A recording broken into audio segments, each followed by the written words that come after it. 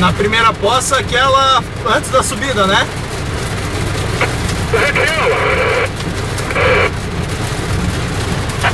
Toca o pau, Paulo.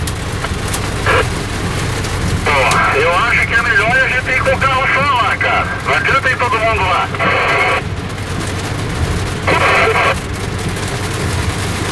Então voltamos aqui, vamos com o teu ou com a Land?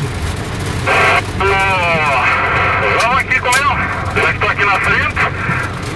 A gente passa essa poça aqui, chega lá, puxa ele e volta. Não adianta ir um monte de gente. É o seguinte, pode ficar o carro aqui, porque no retorno vai sair só guinchado desse primeiro poço. Tá, eu vou voltar ali, a Land Rover troca de lugar comigo pra puxar na volta.